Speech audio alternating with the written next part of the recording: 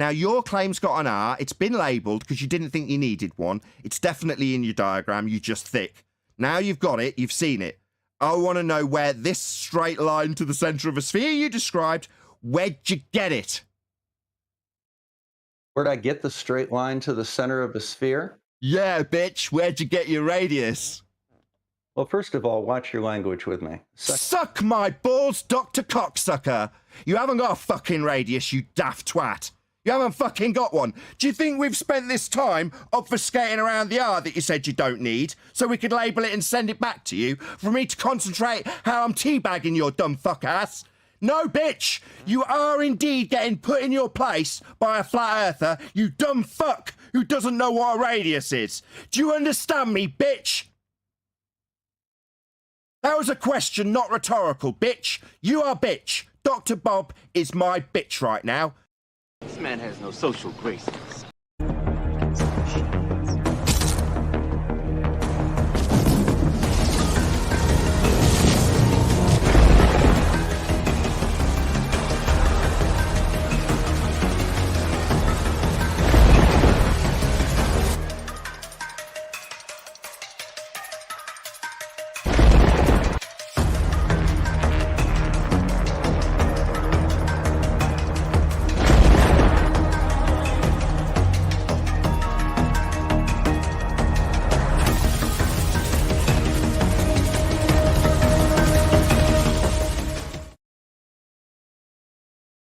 Hey, how's it going out there, guys? Welcome to the show. Got a good one lined up for you today.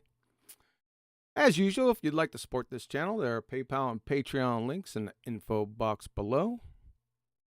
Go ahead and check in with Discord. See if Betty Van Velsen, the beautiful one, is in there. She was late today, so cutting it close. Who's talking here? I came immediately after you, and unbelievable. Yeah, you're a little bit late. Little bit late. I'm here. Look at the rest. Where's the rest? Where's Adam Meakin? Right? Scrat. Who else do we got? Steve. Who else do we got? Brian. Some of those guys said they might not be able to make it today. Oh, so you knew that already? Just Brian. Adam, I don't know where he's probably eating tea.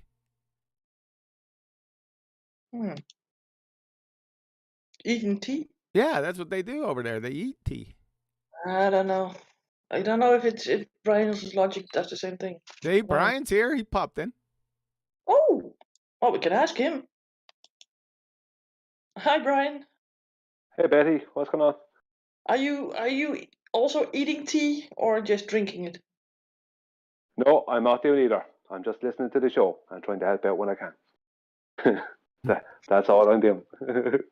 Yeah, but is it a thing in where you live too? I mean, or is it just some England thing? No, actually, well, I think it's more of some. I think it's more of an England thing, a Britain thing, because we do have tea here, but I think it's more consistent in Britain, where the times are more consistent. Like we could have tea. I could have tea at any time, but Adam probably has tea at the same time every evening. If you know what I mean. They're more regimental than we are. But the understanding of having tea, like eating tea, is well known also in your. Yes. Yeah. Okay.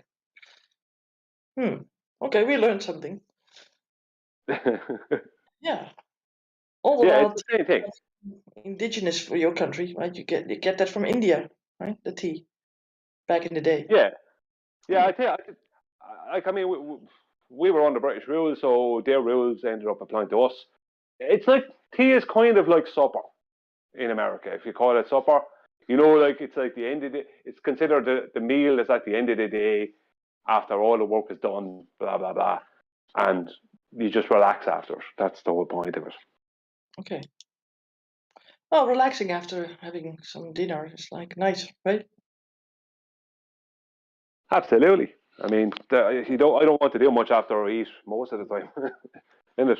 That's why I think most time we have a dinner in Ireland more than a tea late in the evening, because dinner early in the day, it's more like what would be lunchtime. That was more the traditional, I think, British dinner time. Whereas I don't normally like that, and people here don't really do that. But one time we may have done that. I think they would have, in my grandmother and grandfather's time, they would have had a dinner early in the day, like around lunchtime. You know, because it was all the same kind of industrial revolution, regimental type stuff. You know. Oh, Yeah, oh, so the warm dishes were like served in the afternoon, basically, not in the evening. Is that what you mean? Yeah, well, I mean, the evening could be warm dishes too. Like it could, like you could have, let's just say, you could have potatoes and maybe beef or something in the daytime, but you could have beans or something warmed up and bread and I don't know in evening time. Okay. So, you could have Wow. potato cocktail, shrimp. I screwed it up. Potato Creole, little itty bitty potatoes, hash browns, pomfrets, or French fries. Potato cocktail. The potato was, I think, made famous for a guy that was living on it while in prison, right? He was just eating potatoes, and they knew now that it was kind of nutritious to be able to eat just potato and survive.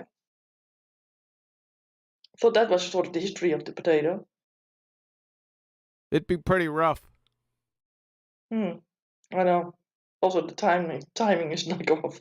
Yeah, I mean, just surviving on it. Yeah, it's a serious protein and other deficiencies. It has some vitamin C in it, right under, near the skin, so you're good in that sense. Yeah. Oh yeah. Well, it's better than nothing. Huh? Oh, yeah. Betcha. So back to food. All right. What did you have for tea? Everyone is waiting. I know everyone in the chat. They're just waiting to find out what's for dinner. Or tea. Well, it's the beans, right? You get beans for. Yep, there's Nathan right on time. We're talking about food. Well, yeah, I think that he wants to know what everybody ate. I'm sure that was exactly what he was thinking and on his mind. So, Brian, go on now. I didn't have any because I got up late today, so I ended up only eating once today, and this would be tea time now, and I didn't eat anything because I wasn't hungry. Are you hungry? So I have nothing to report. I'm not hungry now, no. What would you eat if you would have ate? Maybe, I don't know. It's going to be pretty boring because my diet is very limited. Maybe a Mantel cheese, brown bread and Mantel cheese sandwiches, and a cup of tea, or maybe some beans. Boring. See, the beans. Oh, right. Yeah. Yeah, you English guys, or on that continent, it's sort of. It's like in the morning it's warm dinner, like eggs and beans and stuff, and then in the afternoon you tend to eat like warm meals, and then in the evening as well. It's Eggs. like, ooh, Who eats eggs and beans? it's a I would. continental. It's the English breakfast. Eggs and beans? Yes. Really? Sausage. Yes. What kind of beans? Baked Well, beans in tomato sauce. Eggs and baked beans? yeah. You could have scrambled eggs and baked beans on toast with real butter on brown bread. Lovely. Oh, that is sick. I've never had eggs and beans together. Oh, they go well.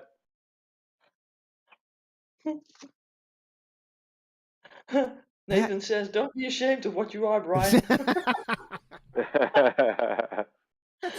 That's real. See, we it always comes out. Something new comes out, and I know for my fellow Americans that I don't know. Any Americans eating any eggs and beans? I didn't get that memo. You could. Well, if you come to Europe, right, and you are in these restaurants or in the hotels, you can choose between an English breakfast and a continental breakfast, they call it, and it's quite different. Dude, huevos rancheros. What the hell is that? I I don't got- know. It's maybe a Mexican idea of it. I got the huevos, but not the rancheros. It's the sauce, maybe. I don't know. Of course, I'm using huevos in a different sense. All right, Betty. Yeah. What do you want? Okay, wait a second. Pretty Buck. I'm Caribbean QE. Eggs and recited beans with tortillas? What did the beans recite?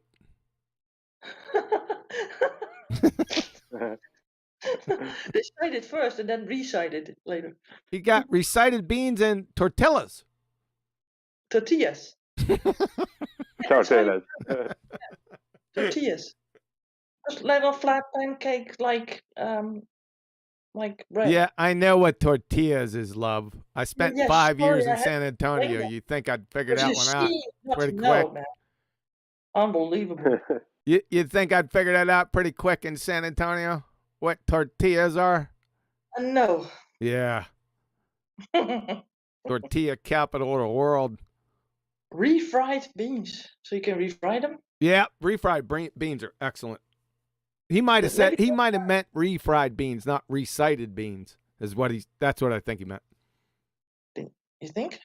Yeah, he put a star by it. He just messaged back. It's a Pretty Black Republican. A cool name. Mm-hmm. Oh. You might be related to Nathan. All right. All right. Well, we didn't get what you had, Betty. Go on. I ate a girly pizza today. Go ahead. Go ahead. What's on it? It's Pizza Hawaii. Oh, Hawaiian pizza. So you had ham and pineapple. Exactly. I find it's kind of girly one because there's fruit on it. I thought so too. Like I said, I was stationed in Hawaii for some time, and I come from America, and I seen that pizza. Of course, it was everywhere. And I was like, I don't think so, guys. And I was mistaken. That pineapple on that pizza was, delicious. I ate that for a good 3 or 4 years after that. That's all the pizza I'd eat. So is that the best you get on Hawaii? Is that the best pizza you get on Hawaii? That is, what I'm trying to say is that pizza on Hawaii is the best, better than you get on your continent. I don't think so. They use the same types of ingredients and stuff. So pretty much all the pizza places have a Hawaiian variety. Even back then in, what was that, somewhere around early 90s? Now, most definitely, they all got it. Yeah, sure. Yeah, well, really good pizza. I was you just missed one because you need the pizza tonno, right? Tuna. No, you don't put tuna on pizza. Yes. Since you never tried it, you can never say you like it or not. I can take a wild guess. You can't because you don't know. I'm with Kiwi on this one. I will never find out what that's like. I would never put any fish on pizza. Now, people like anchovies, right? I tried it. I can't do it. Well, there's also other stuff that they put on it. Also put chicken on the chicken strips. I don't on like the that pizza. much either. And how do they call that? Beef strips like this gyros or what do you call that? Yeah, I don't like that either. I tried the barbecue chicken pizza. I took one bite. I said, "Take this back." Or they do this really, really spicy like meatloaf on it, like in little pellets sort of thing. I'm not too big into that either. Meat. Yeah, kind of hot, right? And it sort of burns in your mouth. Yeah, people I like know. Yeah, but I don't like it. I don't like a meat lover's pizza. That's not for me either. You'll ruin a pizza. You put too much of that junk on there. Oh, you got ham and I you agree. got salami and sausage and whatever on it. So why Nah, not that? sausage doesn't go on pizza either. Sausage. Salami and things comes from a sausage, for crying out loud. What did I just tell you? What? Betty doesn't have an educated palate. The only palate she got is in the backyard with all her mason jars on it. Shut up, John. Because I'm going to tell you out of your backyard. You don't even have a backyard. It's in the common area. Yeah, but I have an educated palate. Uneducated palate. But somebody said San Antonio up here. College and you combined. Kevlar. Hey now, San Antonio. We'll get back to your comment here in a second. Yeah, San Antonio. I was there for 5 years. Worked out like a madman to keep my weight down because I've never been to a place. Well, I can't say that. Berlin was really, they had some great food, but San Antonio, that's running a close second. I'll tell you what, if you live in San Antonio and don't work out, look out. Look at, you're going to be obese. In 5 years, you'll be obese. I don't care where you start at. You better not be overweight before you go there. Okay, back to Betty's snide comment. What did you say? No, I want to get on to that obese thing. I mean, wouldn't you be sweating like a pig down there and just lose weight that way? No, sweating like a pig, just sweating, you're losing water weight. That's not actual weight. Well, working out would be nasty. All these people must smell like awful. Well, it's terrible. You have to be careful because any time besides winter time, even then sometimes it gets too stinking hot. You have to work out inside. Now, I didn't do that. I did run outside. Me and my wife were just talking about this. I said, remember I used to run out there in the evening time, sort of when the sun was going down. It was still 85 with 95% humidity. It was horrible. Yeah. But I was at young. least outside instead of a treadmill. I was still a young man, somewhat. Yeah, I don't think that you ever were. Ever were young? Yeah. You're sort of a know-it-all, right? I'm sort of a know-it-all. Do you have security issues? No, you're rumpusing me because you know you're going to get friggin' scolded. No, I'm not. I just know. You're like obsessed with all sort of things, and then you want to know the tiny little tittles and whatever on it. So you say I pay attention to detail. No, you're obsessed. That's what I'm saying. I do have an addictive personality, if you really want to know about that. Like, right? Say again? That's why you find that so interesting in other people. The OCD. Having an addictive personality doesn't necessarily ipso facto equal OCD. Oh, yeah. In the psychology, it does. I don't think it does. Do we have any psychologists out there in the friggin' chat? Check mark every point, and then you get there. We don't want to hear any crackerjack psychologist on the panel. Is there any actual psychologists out there in the chat? I think Nathan did a sort of speed course on that. He did a speed course. Maybe he can elaborate. That a rock and roll car wash is like rock and roll psychology course. Yeah. All right. No one asked me. I'm looking over at a peanut butter sandwich. It's on white bread. It's just one slice of bread with a bunch of peanut butter on it and folded over. That's all it's there. For today? No, not for today. That's just a mid show snack. A mid-show? I thought it was a banana that was your mid-show snack. Yeah, it fluctuates between a banana and peanut butter. Yeah, because the peanut butter, it smells so terribly. I don't think so. I love peanut butter. I don't eat it all the time. Well, it's not a big. It's not. Oh, back in the geez. day, I was like having a little vacation with my sister on a pony farm or something. How do you call that? That where you can ride ponies and A horses? pony farm. It is a pony farm? Good. So we were there, and every freaking morning the jars would be opened already, and they would be brought on to that canteen. Mm-hmm. But the canteen was like really close to the where you sleep, right? The dormitory, I think you call it. Mm-hmm. And well, I don't like the mornings, but that would wake me up like really fast, and like really wanted to puke Over immediately. peanut butter? Yeah, back in the day, I had sort of a sufficiency in my blood with iron, and they got me B12 pills. And when you opened the jar of the B12 pills, it would like smell like peanut butter, but then exponential, right? Really, like you opened the bottle, and the whole room would be like filled with that smell of like nuts and peanut butter. It's I like think I know, hell. but you know what? You're not that crazy. I think you're right. If I can remember that smell, yeah, it does have a sort of a peanut buttery type of smell. Absolutely. And then from that moment on, I was like totally like off on the peanut butter. I never ate it, but we never had it. Maybe once, and then we all like the whole family said, well, no, no, chocolate paste, yes, but not that. Ugh, ugh. Although I do like peanuts, right? So I'm not like against peanuts. I'm not a peanut hater.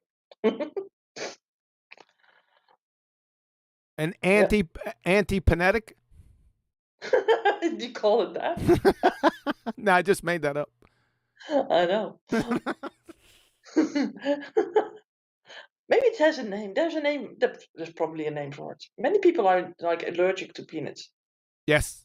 Yeah. because they put it in everything almost. I think, and also I think they used it in vaccines as well, so that people had these vaccines with that stuff in it, even little molecules, and that would like be bad for them. You know? Peanut butter vaccine. Oh, we got to watch the vaccine thing, but we're only talking about peanut butter. Peanut Yeah, butter vaccine.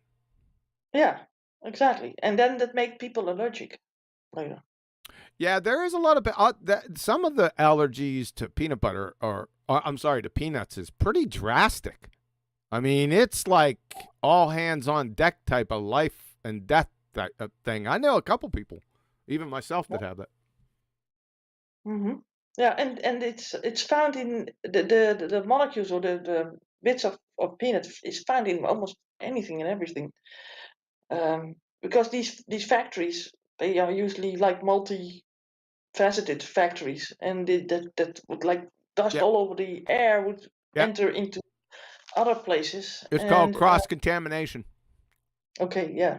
So that's basically what I'm trying to say. Yeah, that's what I was trying to help you. I didn't want to rumpus you because it's kind of rude, but I wanted to get it in there. It would save us like 5 minutes of you searching for the term. Well, 5 minutes of trying to explain one term, yeah.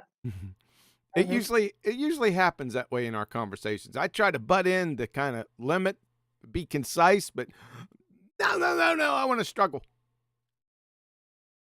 Yeah, well, how can I learn? Yeah, it's true. Now, So, back to the peanut butter sandwich. What I usually do, and I know everyone's interested in this, I know I'm not going to eat it right away, so I'll put it in a plastic bag, keep it fresh. It's been sitting at well, how long we've been going? 24 minutes it's been sitting over here.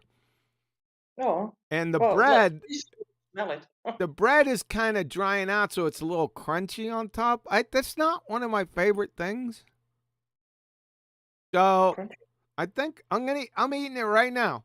So don't talk to me because I can't talk. Do you also have sesame seeds on your bread from time to time? No, You don't know that? I know what sesame seeds are. Yeah, but have you ate them on the bread? That's like baked with the bread and the sesame. I'm not a. I like my bread naked. Like I like my Like, like I like my whip. No, I'm like you're women.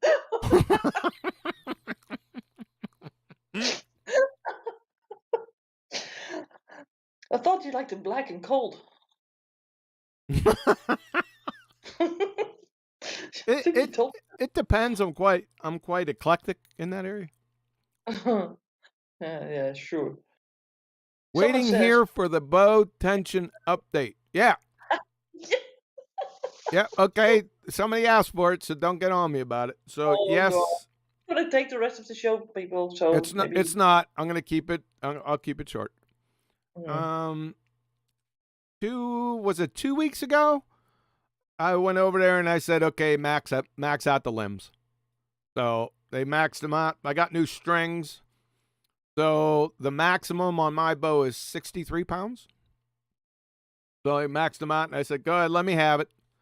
And I yanked her back with little effort. So that's where I'm going to stay, 63 pounds. Is that what you're talking about with the bow tension? There's a lot of other issues, believe me. But just with the bow tension, I think you're talking about the poundage. That's it. So 63 pounds. My arrow speed, I cronied the arrows. It's at 285 feet per second. Good. That's where I'll end it, Betty. That's discipline. But you're waiting on add-on questions. Didn't you have a guy at the bow shop ask you to lend your bow to someone? Yes. What happened? It was at 55 pounds, and I was just standing there, and another guy came in, and he was trying different bows, and we were mucking with my bow, but I said, go ahead and take care of the customer. I can, mess around and do something else. So I walked over there, and he said, do you mind if he uses your bow? Now, under normal conditions, I would normally decline that. Because my bow is personal to me. It's like my woman, right? So I'm not gonna have other people be touching on it. But since I was right there and the bow shop has been relatively nice to me, I said, yeah, no problem. So I let him try it. So was that it? Yeah. So that means that not everybody can just use one another's bow, right? No. Oh, he couldn't pull it back. Oh, you want the rest of the story? Yeah. Yeah, he couldn't pull it back. As soon as he started to draw it, I could see the look and his body language. And so did the bow shop technician. And we both said at the same time, whoa. And I took my bow back. Mm. So he had to try it. It's a reason. If you don't know that, I think there's a reason for it, right? Yes. Yeah, you can't. Yeah. Number one, I'm going to be selfish here. I didn't want him to screw my bow up. And number two, right? number two, I didn't want him to hurt himself. And obviously that's in that order, huh? It was my personal order. I'm sorry. That's just the way I felt at that moment. I knew it wasn't going to be, he's not going to die. Right? So it's not like I'm that bad of a guy. Just don't hurt my damn bow. Good. So that's the bow. Go ahead. So basically, because of the poundage of the bow, so that you have to pull it back, and not everybody can have that strength on every bow to pull that string back, right? That's basically it. But if you try that without having the strength, and there's no arrow in it, I think also, right? It can sort of like explode the bow. Is that the case? You got to have, every time I draw that bow back, there's an arrow in it. You can't dry fire. If you dry fire one of those compound bows at that poundage, the limbs will explode. Yeah, I wonder if there's a footage of that sort of thing happening. I'm sure there is. And by the way, if you do that, that is not under warranty. You just lost your bow. Whoa. And so maybe people won't do that then. Yes. So what does the arrow then sort of do to not have that bow, like, is it sort of a counter? Well, it has weight? the arrow has weight on it. There's a resistance against, right? You just and it'll save it. Now, if you shoot a light arrow over and over and over again, thousands and thousands of times, your limbs will get weaker. There's no doubt about it. I do shoot a light arrow, but I'm not going crazy on the poundage either. 63 is getting up there, but it's not like, 75 pounds, 80 pounds. You better have some weight on your arrow or you're going to destroy your limbs eventually. But, okay. But listen, hold on a second. There is, you can get spine arrow calculators, and you just punch your numbers in. You punch in, your draw length, the poundage of the bow, arrow length, what your front tip weight is, fletching weight, any inserts, and then your knock weight. You punch all that information in and hit enter, and it'll spit out a spine that you should use on your arrows. Arrows are spined, like 300, 400, 450, 500, 600 spine. There's some other ones too that you can get into, but it'll spit out the correct one you should use for that bow. So that it's not a guessing game, right? You don't just, okay, I'll take this arrow. No, you don't do that. So it's a little technical. It's not a big deal though. Good? Yeah, yeah. Okay, so there is a science for that, you would say. There is some technical aspect to it. Yeah, I don't know if you'd call it, I guess you couldn't call it science though. Well, or at least some maybe math. Just it's more about like strengths of the materials, like tensile strengths, stuff like that. So mine, I put all my information in and it spit out 400 spine. Now, I do a lot of different things on that. I'll put different weights, different poundages. Draw length always stays the same, and arrow length will pretty much stay the same. Fletching and knock weight will pretty much stay the same. So I muck around with the other variables, like the draw weight and inserts, and what else do I muck with? That's pretty much it. So I muck with those to see the range that I have. Can I go up? Can I go up a little bit in my point weight? Mainly the point and the insert weight in front. So I'll muck with that and see how much I can go up and get away with, and how much I can go down and get away with, just to give me a range, so I know. Won't that get in the way with your speed? It will. Yeah. If you got a heavy point, it's a balancing act. You're right. Yeah. Listen to you asking pertinent questions. At least you're not a dummy. Yeah, got it from the best. Yeah. So yeah, you got to be careful Ooh, with we got that. a Superchat. Hey, to pay for all this stuff, it's going to take more than a lot of €2 there, Shatner's bassoon. It's not yours, it's pounds. I'm Yeah. sorry. Yeah, it is pounds. Sorry Yeah, about Zoom. He says, just to tell Oakley to shave that awful goatee. that. Nathan, he said shave that damn thing off. Shave that monkey off your chin. Yeah, I had an uncle that had that same sort of goatee thing going on. I I wasn't wondered why he was like able to just shave his like cheeks and just forget the rest. He says, "I will once the injury is healed." I can imagine that. Yeah, it Damn, might be nice to shave when you have a sort of an injury on your chin, right? Wouldn't be? I mean, Hey, we got Adam here! Yay, Adam! at least he's going to come and save the day. Look who's coming to save the day. Only he can't talk. It seems he's Oh. there, but there. Oh, there he is. Oh, he just grunted. Can you hear me? Yeah, we can. You can't get in to Discord on the internet for some reason. I'm only able to do this on my phone. Yeah, Um, I thought Brian had. He was like exited out too somehow. You've been Uh, talking about Canadian truckers. No, we haven't. I don't know why then. Well, are It's you weird. going to be ejected? It's weird. Weird. Just Discord's just spinning. Won't let us in Really? to Discord at all. Yeah. I can only get in on my phone. I'm going to Oh. try a VPN in a second and see if I can get in that way. But Strange. Yeah. Well, I'm on my regular like laptop, so it should be a problem, but maybe it's the internet. In some places in your country, maybe weird.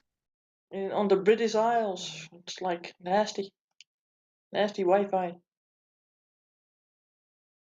Broadband. We're fiber optic. Well, I would ask for your money back. Good job we've got a mobile, innit? Yeah. So what did I miss? What did I miss? The Brian's eating tea. The draw length of John's bow. The poundage. And yeah. Oh, I assume it's bow time we're on. yeah. That's the reason why. And the obsession that QE has, OCD like. So we're asking the audience for a psychologist, but we haven't found I've got an A level in psychology. one. Good. So What? do an assessment on John here. Okay, so I got a question, Adam. Mr. Pharmacological Psychologist. You gotta get that looked at.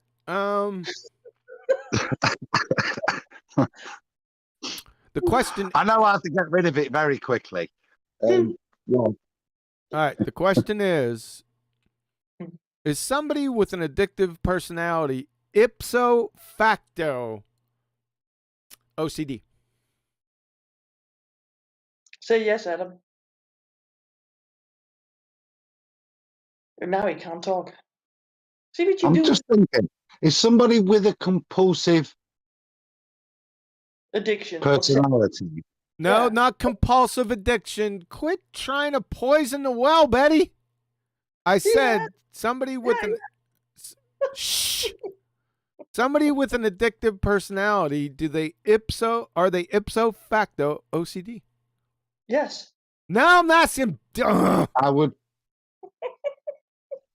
would suggest that Yes. whilst the two would show great mutual correlation, they're not necessarily mutually That's rejection. inclusive of each other. Thank you, Adam. Yeah. Oh my goodness gracious. What kind of hold do you have over Adam? Crying out loud. Why does it always have to be a conspiracy with you? Because it's very hard. Conspiracy. All the time. Right? Thanks, Adam.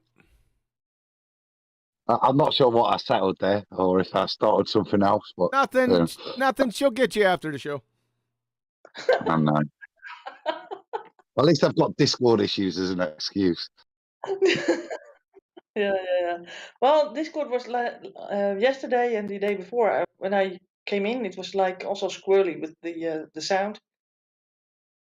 Sometimes you hear people roboting a lot. It was squirrely this morning too. I've been noticing just today. So yeah, there's been some problems. Unfortunately. Oh, so let's round out the bow thing since you got me on the topic. So after the show, it is 62 degrees out here. It's beautiful. It was beautiful yesterday. I shot about 250 arrows. Uh-oh. What was that? We were talking about Discord, people. It just closed down. Let me see if I can't get you guys back. Yeah, Discord is shut down. It just kicked me out. No kidding. That's never happened before. Just as we're talking about Discord issues. Unbelievable. Hold on, guys. Let me see if I can't exit out of here. All right. We'll try to go back in again. Do I still got you guys out there in YouTube land? Give me a holler over chat.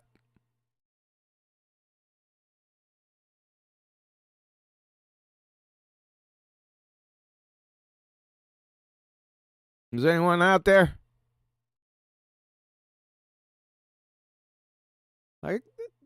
Don't all of a sudden rush into chat, people. All right, let's try this.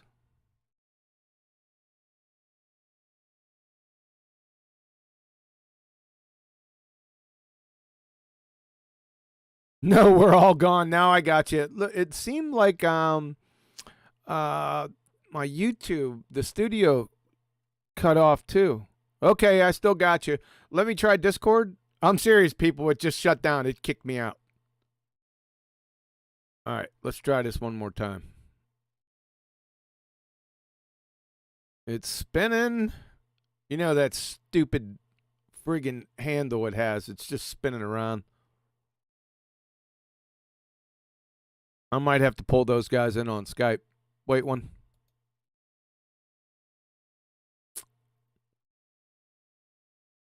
Viewer activity. Let's go to that one. I left a while ago. Godzilla, thanks.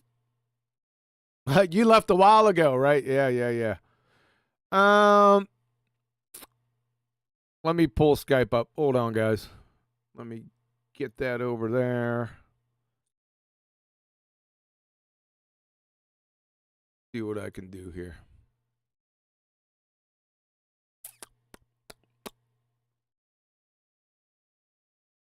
Just talk amongst yourself. Smoke them if you got them.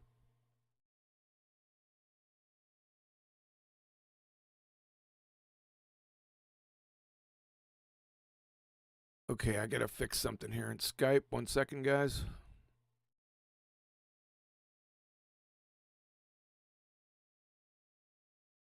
We're still going on cable 1. Let me put this down and... Okay, let's call Betty.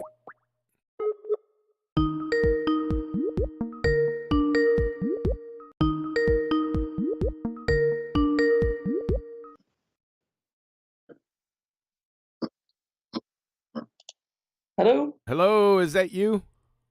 Am I live? Yeah, you're live now. Everyone got, I don't know what happened to you, but it just kicked me right out of Discord. Yeah. I've noticed. So you're good. Mm-hmm. Give me a radio check. I think you're just a tad bit low. Okay, yeah, can you pull Adam in as well? I'm going to call Adam. I'll join him to the call. 1 second.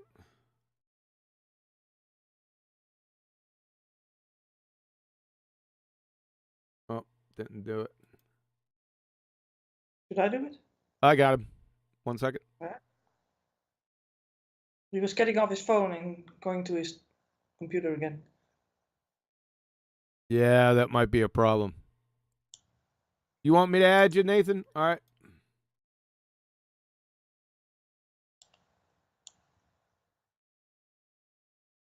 You need to call War Room, he says, but then I'm not in there.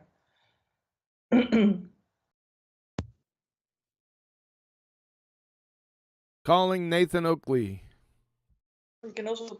Okay, yeah, there we go. Yep, Hi, you're Nathan. good, sir. Radio check. Subscribe to Nathan Oakley 1980 and Nathan Oakley respectively. It's like a sort of a cassette that he's like playing. Right? Yeah, he caught me off guard with that one. I thought he actually wanted to come in and say something, but as soon as he got on, I said, "Oh God, he's going to do that." Adam, sir, I'm calling you over Skype. So just to let you know, if you want to get in on the computer, you're added to the call, so you'll see yourself when you pull Skype up. So while you're doing that, can we have a little chit chat about the 2-for-1 you get from an elevation angle measurement when you're talking about a distance along the ground? So someone was asking about it in chat. I pointed out that we discussed it on today's live show, but I just thought it'd be worth just talking about it straight away. Go ahead. If you're up for it.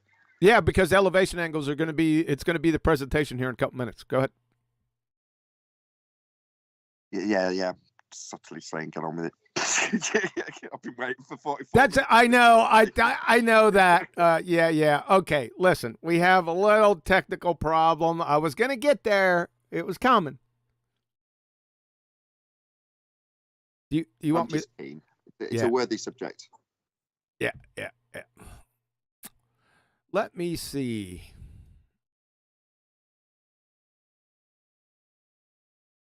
Presentation.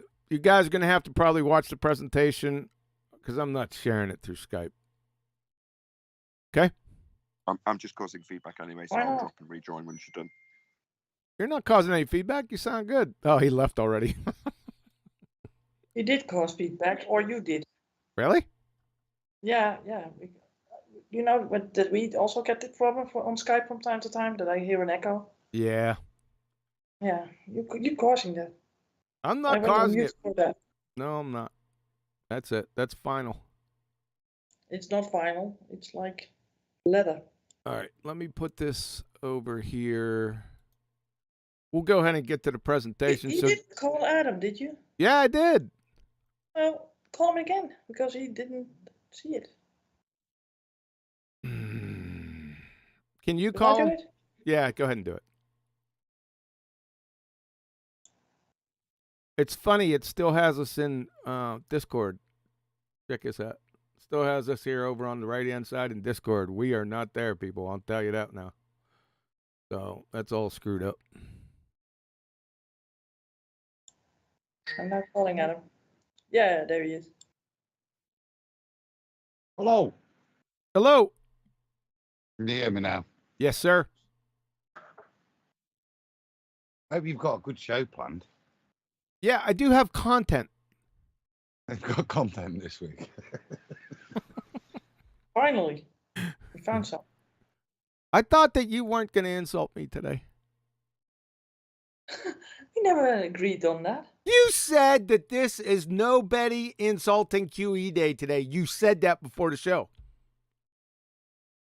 Oh, I'm a girl. I can't change my Yeah, mind. I'm a girl. I can change my mind.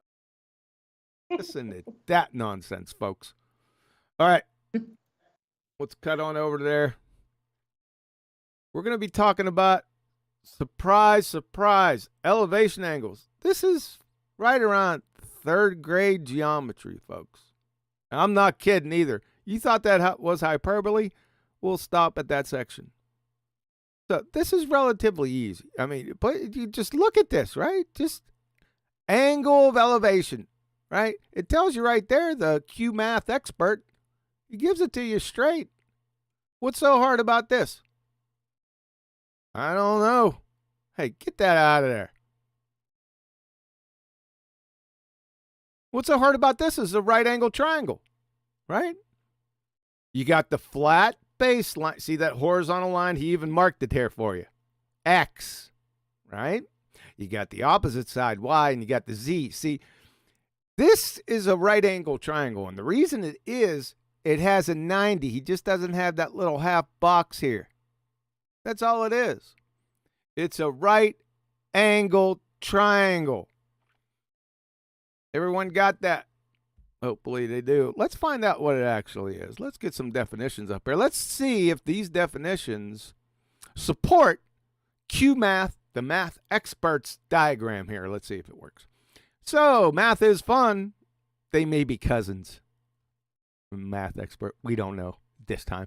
Conspiracy. Angle of elevation, the upwards angle from the horizontal to a line of sight from the observer to some point of interest.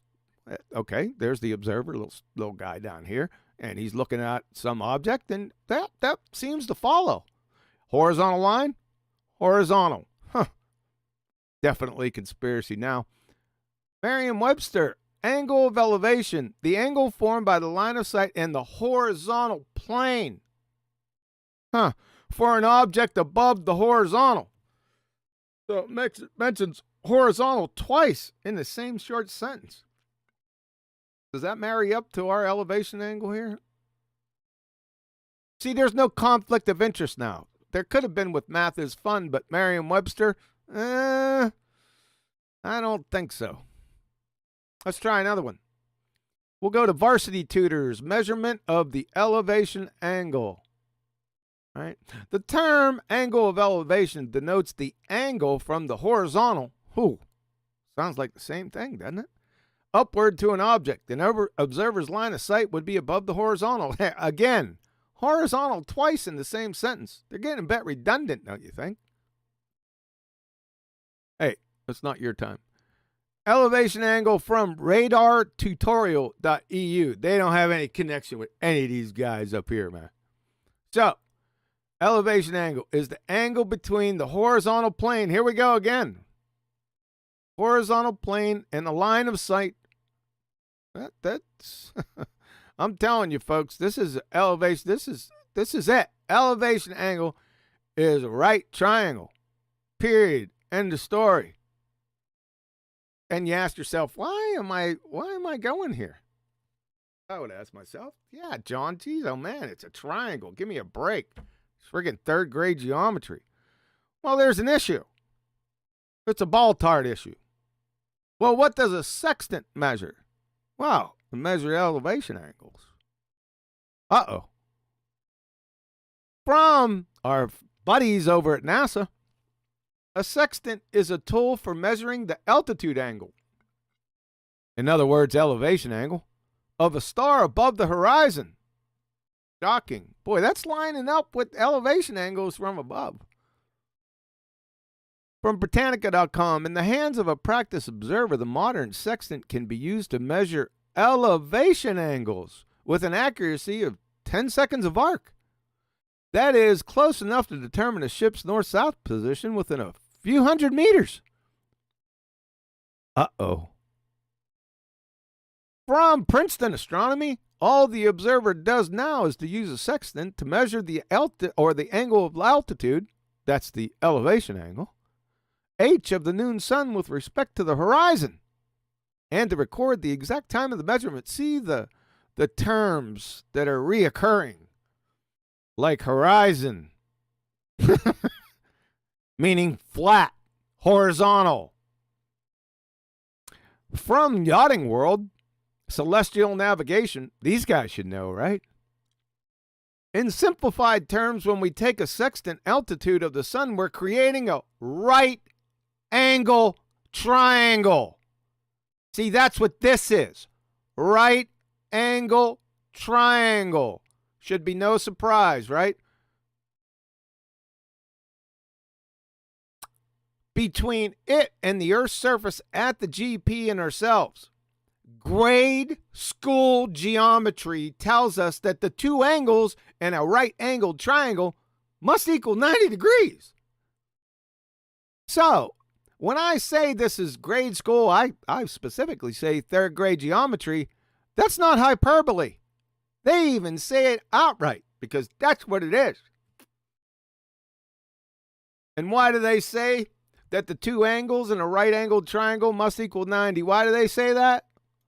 Well, because the other angle in a right-angled triangle is 90 degrees. So the other two together must add up to 90 degrees because you can't have more than a 90 degree or 180 degree amount of angles in a right triangle. That's why. Get it? There's a sobering conclusion for the ball-tards. Conclusion: you must have horizontal plane baselines, that is the adjacent, to obtain elevation angles using a sextant. There's no question about that. Not even on the table to question that. There are no horizontal planes on a spinning monkey ball. So conclusion, the Earth is not a spinning monkey ball. Yeah, I did that. Relatively easy. That's their death knell. It's over. That line right there, right at the bottom, that flat horizontal baseline, is the end of the spinning ball space monkey religion. Don't even have to go any further. Don't have to talk about circles of equal altitude. Don't have to talk about that stuff at all. Just stop right there because it's so bad, folks, that to be a baller, you can't even think of a sextant. You can't even comply with its existence. It goes against your religion. It's an achromatic rainbow. You're at odds. Right? It's over. From Jacoby Harold, professor of astronomy at Columbia University, Navigation, Chapter 6, The Sextant. This height of the sun or of any star in the sky is called its altitude. Remember, from above, that's the elevation angle. And so the altitude is always an angle. Yeah, duh. To be measured in degrees or minutes. The point directly overhead is the zenith. The angle between the lines drawn to the horizon zenith is 90 degrees or a right angle. Right? This is what he's talking about. It's done. Why is there any argument over this? Right? What you gonna do? Oh, right angle is not a triangle, QE. Yeah, it is. Yes, sir, it is. Show me a citation where it juxtaposes a right angle and a right triangle. I want to see it. That's what you're going to have to do. I mean, you could demonstrate, you could show where numpties on diagrams leave the hypotenuse end of the right triangle open. Yeah, that doesn't mean anything. It's implicit with a right angle. My word. 3rd grade geometry, folks. This is all over but the crying. So, attention to all fly earthers. Guess what we're going to do? The official end of the ball-tard spinning space monkey religion is here. All you have to do is follow 3 easy steps. Here they are. Number 1, are sextants used by mariners to successfully navigate using the relationship between the Earth's surface and celestial objects? Answer is obviously yes. I put the answers there for you. Number 2, are sextants used to obtain elevation angles from your position to celestial objects? There's no question about this. Yes, we just went over it above in quite some detail. Number 3, can you obtain an elevation angle from a curved adjacent, that is a curved baseline, a spherical surface? No, you can't. Go ahead and try it. Go ahead and conjure what you can conjure. Just go to any graphics program or AutoCAD and go ahead and put a triangle on the surface of a sphere and try to get the angle between the adjacent and the hypotenuse and see what answer you're going to get. It's going to tell you to get stuffed, you numpty. Can't do it. It's undefined. Like dividing by 0. Oh, by the way, welcome to Flat Earth. The end. And what's so joyous, what's so priceless about this, that it's all over ball-tards with an itty-bitty right triangle. Yes, sir, ladies and gentlemen. Welcome to Age of Sextant. That's it. That's all I got. That's all I need. Bye-bye now. Yo, Yo, how's everything? how'd you get in here? I find my way around. Did Betty let you in here? I snuck in. Are you in Discord? I'm in Discord. You gotta be kidding me. You came back. Why? in How Discord. else would I be in here? What, you're in G Plus now? We're on Skype.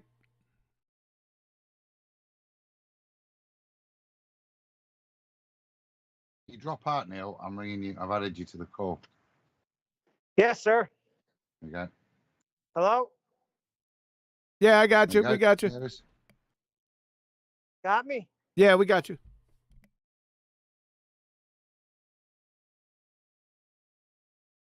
Okay, folks, we're having a little bit of technical difficulties. People are a bit slow, but we're going to get our act together here. We're on Skype and Discord. Yeah, you came back in Discord while you're doing your presentation, almost in the beginning of it. While I was away, I went back to Discord. Am I muted in there? No, I think no, you weren't. Let me go ahead. Let me see if yeah, I'm back in. Let me go ahead and mute myself. We're going to stick right here with, I can't trust. I've got Discord back as well. Yeah, my- so I think it works again. So if you want to X this and go over there. Do we want to Yeah, take, give me do we want to take that chance? Well, you have sometimes feedback on Skype, so maybe it's Okay. better. All right, let's head back to Discord and folks, just give us a moment. Yep.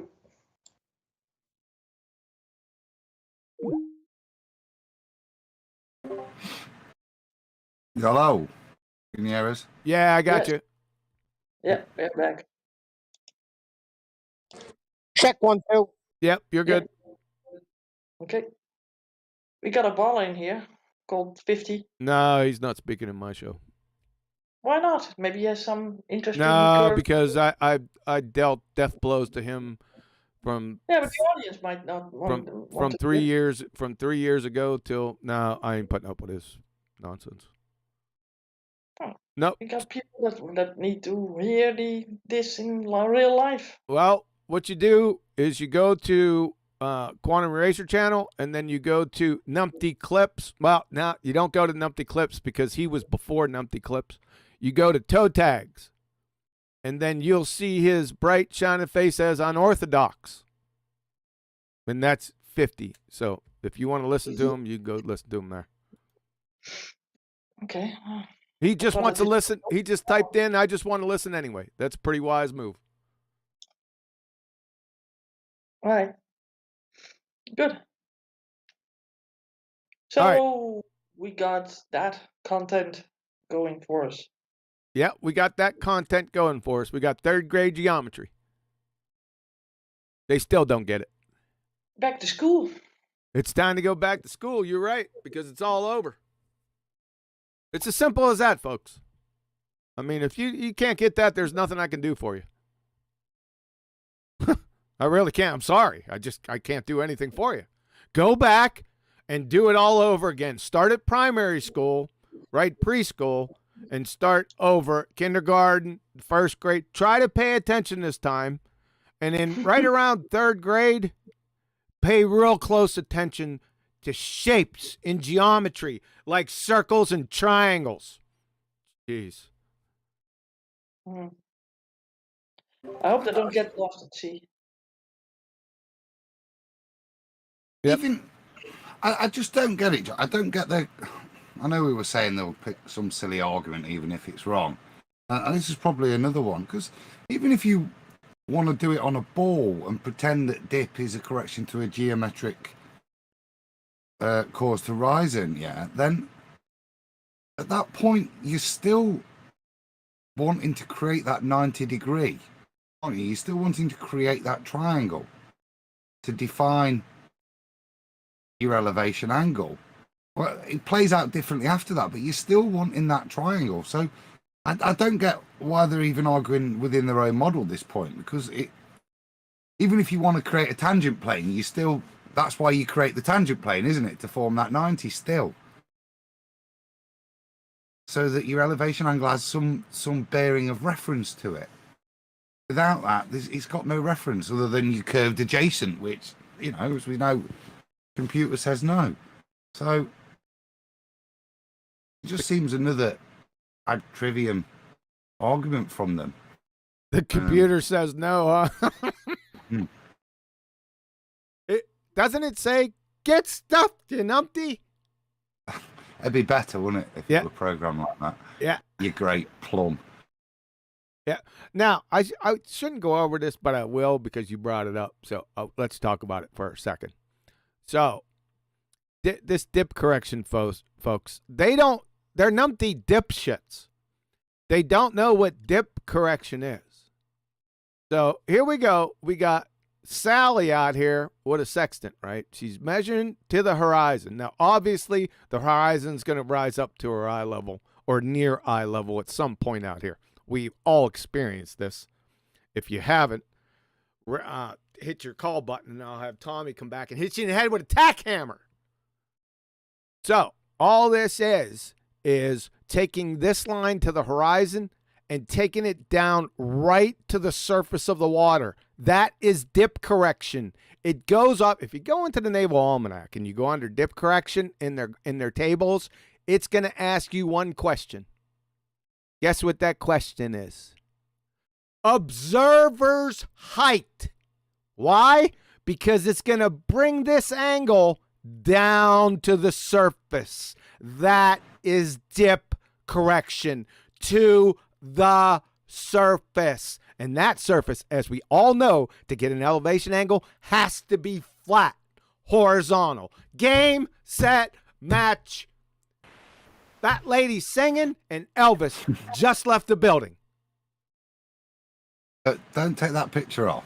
Okay. Because that's orthographic view, and that it can be a bit misleading. But if you think about it, if you're trying to picture that orthographically from the point of the observer, And what's going to happen to that C is eventually it's going to come up to that horizon where the horizontal to the observer is. Yep. So in the actual orthographic representation of what you're demonstrating there from the viewer's point of view, the C comes up from 30 foot below your feet to meet the horizon. That's what the horizon is. It's that point of perspective. Okay, so that's what the calculation is. It's taking into account that this orthographic view we have here doesn't actually represent the optics of what's occurring. What That's occurs is that C comes to the center of the image. So that, and the higher you are, the difference, an adjustment you have to do when trying to get a level is generated, because the movement, the angle that you're aligning to will change based on your height. Yep. That's what the oldest textbooks are describing. Yeah, it's as simple as that. Yeah, it's purely optical. Now, what they do in the later ones, there are no optics are binned. The adjustment for perspective based on height is no longer relevant. The adjustment is now described as an adjustment for basically the black swan formula. 1.2, you're now adjusting for that. Yep. And that's how they then describe it, with a circle and triangles balancing on the top of a ball. But that isn't how it was described initially, and therefore it's not how it's derived. People like Lieu have demonstrated there's great correlation between the two. I think we've known for a long time that the distance to the horizon correlates to the human eye. There's no issue there. But that is the fundamental derivation. It's a optical derivation. It had nothing to do with a reification of a geometric horizon, that it's an actual physical edge, not a point of dissolution due to perspective. Yep. Good. Yep. So I don't know where the question is. They don't understand what dip is because they're numpty dipshits. You guys already know that. It's simple. It's just this observer's height above sea level. She's on the sea. And then what that dip correction does, when you go in the Naval Almanac, it'll ask you for your height above sea level. So it can bring this line down to where your feet should be on the surface. That is dip correction. Nothing more, nothing less. It's all over.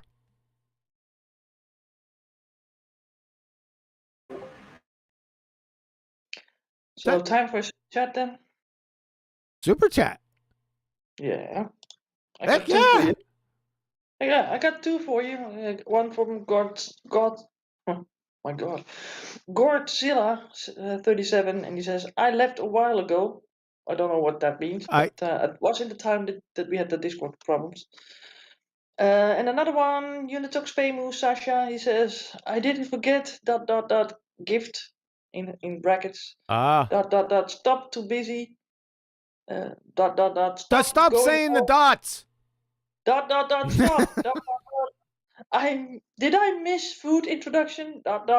stop. Do not mess with triangles. ... stop." It's like a telegram, right? It's like Morse code. Thanks for those ... I really appreciate it. Thanks, Unitox Femu. And I got Godzilla's super chat while you were away. Oh, okay. So he got it twice. Why did the dots get a mention and not the huggy face? I don't know what that means. Betty's prejudice. She's what? She's an anti-Huggite. I don't know how to translate that. One of those old biblical tribes, was it? So we've established during the show that Betty is an anti-pentite and an anti-Huggite. Oh my goodness gracious. I think it's Betty Bash Day today. Oh, it's benign. Betty, you having problems, Betty? Are you having problems over there with certain people? No, it's just a bit of self-created drama. No, Neil, he's like all over the place with comments. Do I have to come and pay people some visits? Yes. Come out of that safe. I don't know. Kiwi's got a bow and arrow. I hate it. QE's got more than that. Yeah, I know, but my luck, you'd want to practice and I get hit with an arrow. Yeah, that is not a good place to be at the business end of 285 feet per second. It's not where you want to be. I'm going to tell you that. Did you ever see the Sebastian Maniscalco skit on that when the thief comes in and he doesn't realize the guy hits him with an arrow? Oh, with a crossbow. Yeah, I did. It was hilarious. He said, "You imagine a mind fuck." Thanks for the F-bomb. I got to do what it says in the show, otherwise it loses power. Yeah, he's pretty funny, that Maniscalco. How do you say it? How do you say his last name? Sebastian Maniscalco. He's got a podcast actually with another guy, Steve Coherently.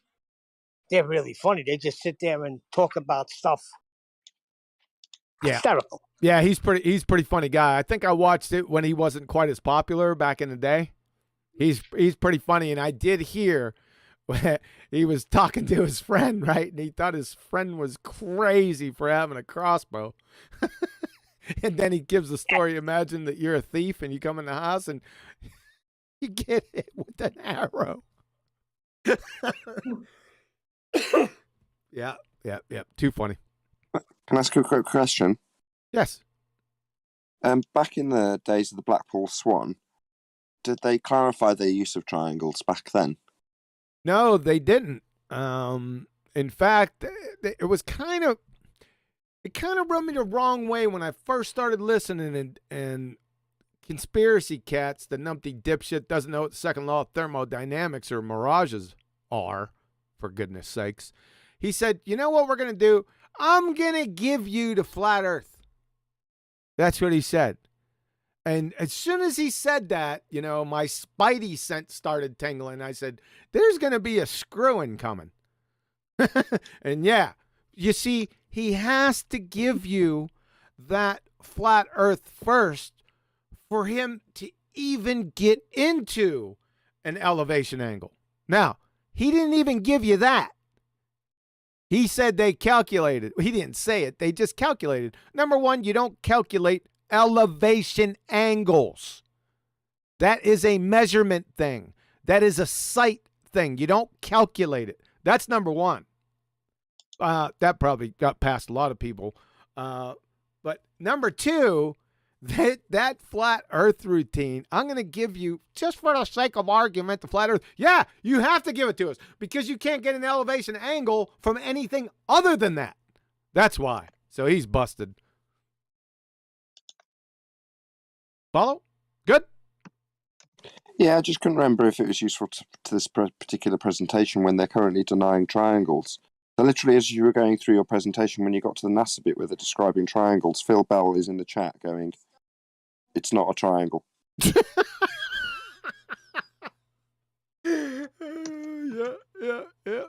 Phil Bell. I mean, what else can you say?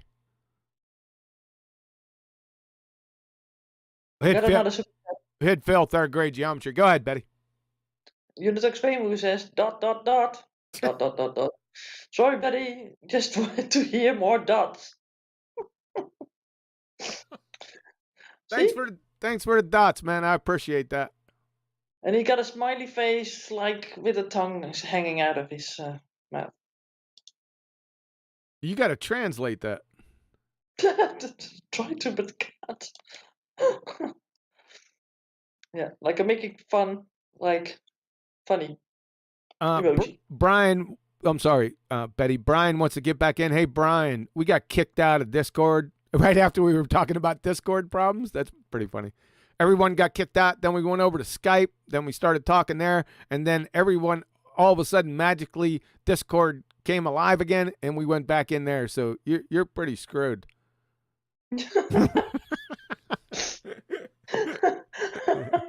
It's like sort of hide and seek. Yeah, sort of hide and seek. See, hey, Brian, see if you can't get back in Discord.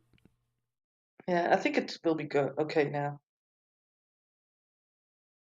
That has never happened before. Like I said, I don't know what the deal is, and it's so funny that we were talking about it, the Discord issues, and then boom.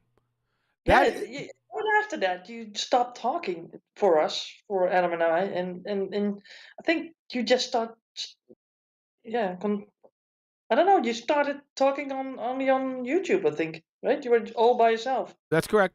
Yep, I was Yeah. all by me onesie. I did okay too. I didn't panic or anything. Oh, that's a first. What? You had to get that little knife stab in, right? Because of your little psychology train record. I like it because say what? So is that why you were asking me how I got in here? Yes. Oh, okay. Now it all makes sense. So what Betty is what you're saying is that it only kicked me? Well, it kicked Brian because he couldn't get back in, Right. and Adam was not even able to connect because it was like squirrely. Right. And later on, you were the only one that went down, and I was still in here with Adam talking. Now, was my avatar, was my, representation of myself still in here? Yeah, a little while, and then you dropped. So we thought maybe you dropped also from YouTube or something with your computer or something, right? Right. And then you just kept on talking on Discord, and we thought, okay, that must be something else then. I see. Just to add to the intrigue, first time I ever seen a red dot over my OBS icon. What the heck does that mean? Ooh. I just updated. Yeah, I was shuffling and stammering right at the beginning of right before the beginning of the show because as soon as I pulled up OBS to get my act together, it said, "Do you want to update?" And like a numpty, I said, "Yeah," because most of the updates from OBS are really quick. This one wasn't. Yeah. It kept going and going. It just kept going, right? I'm there. Come on. It's 154. I think it was 153 when I started. But you know better. I'm not done yet. You know better. I'm not done yet. I wasn't done with the story. You're at 58%. This do absolutely riveting. Tell us more. I tried, Nathan, but he doesn't want to let go of this. So I've been waiting for a while. So you're just taking this very nonchalant and, in your stride and saying it's telling to the audience, or at least that's what you said this morning. You're like, oh yeah, them lying about triangles and basic trig, that's, telling to the audience. Right. I find it absolutely infuriating. I mean, they're just lying. So this is the difference, right? You think they're lying, right? I think it's a clear case of Hanlon's razor. You know what Hanlon's razor is, don't you? Yeah, don't ascribe to stupidity or malice what you can actually ascribe to stupidity. Yes, sir. Well, I don't think these people are stupid. I don't think Phil Bell is a complete idiot. Oh, yeah. Yes, he is. No. I know he demonstrates himself an idiot. But in this instance, when you've got the references on screen and he's in the chat saying, no, there's not a triangle, it's like this is a clear case of lying, because the triangle he's having to deny is the bit that proves the Earth's flat. And it's a tenet of the process that you're describing and is very well documented. Now, he knows it. I know it. He watches the show. We put this stuff up daily. So to deny the use of a triangle in the chat while it's on screen, that you can't say that's just stupidity. It's on screen while he's lying about it. Is that lying, or are you speaking to delusion? I got it back up on screen. Are you saying when I had this up, he said he denied that there was a right triangle with angle? Yes. You're kidding me. Yes. No, I'm not kidding you. That's why I'm saying it's outrage. I know we were distracted with various other things. You just got back on Skype or got on Discord or whatever.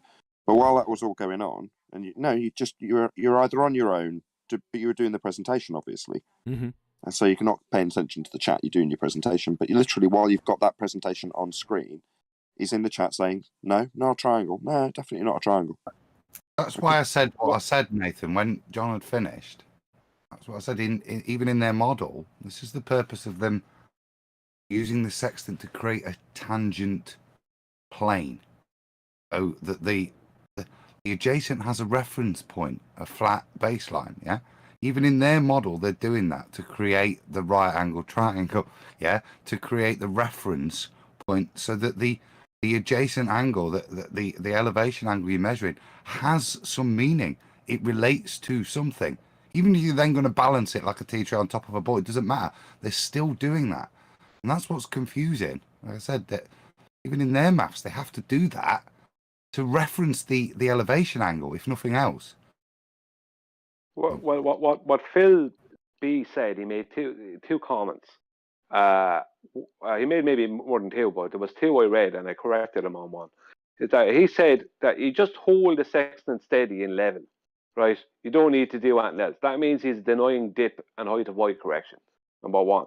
And then he made a comment that I know he made a comment, but you don't need triangle. Like, I mean, he did make that about Nathan jumped on that, but he made another comment where he said that you can just use a bubble level, like not understanding, or maybe pretend he doesn't understand, but I'd say he just doesn't understand that you can't use a bubble sextant.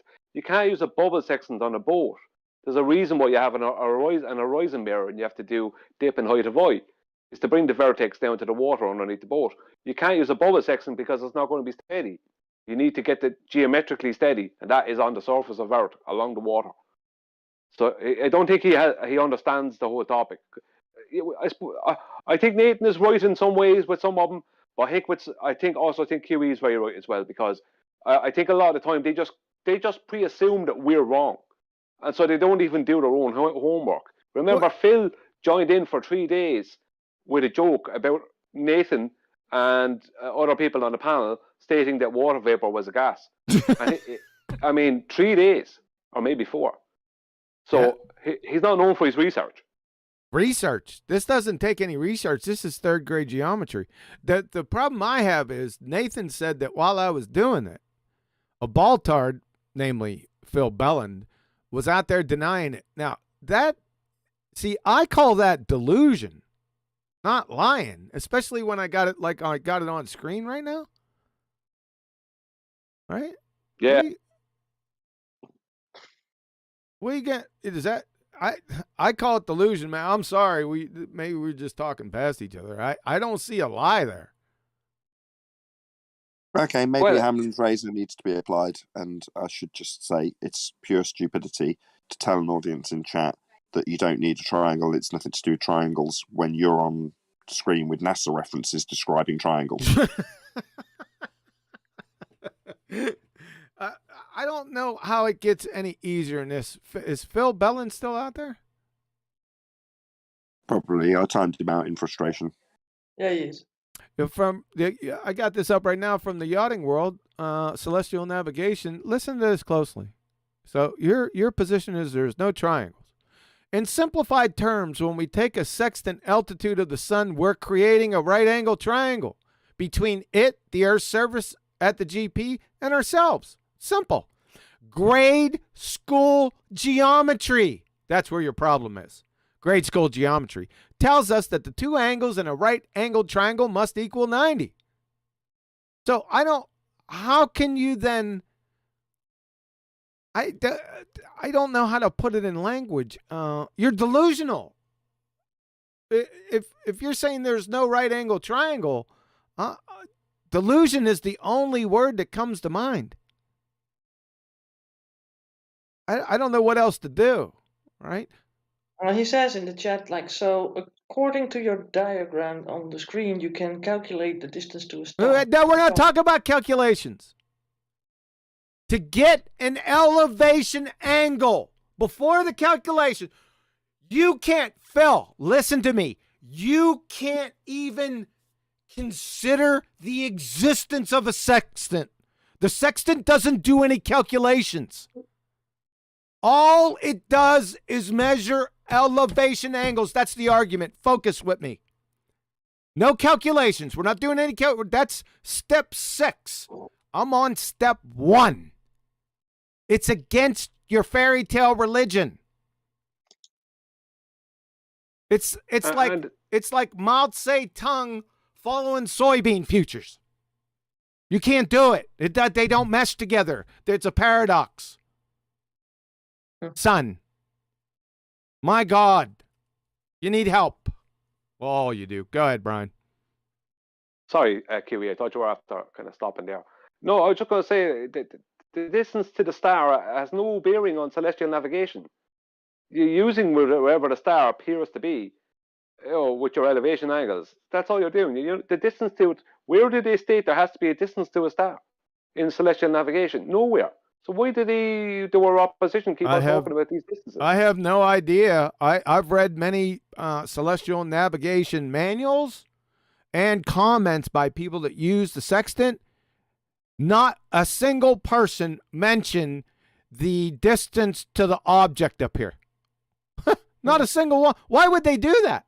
That's not what they're interested in. Red herring. Yep. Red herring fallacy. It seems related. It's nothing to do with the navigation itself. Yep. It's like we're not trying to find out the distance to the star.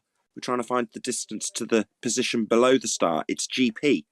And there's a right angle there, 90 degrees. That's a triangle.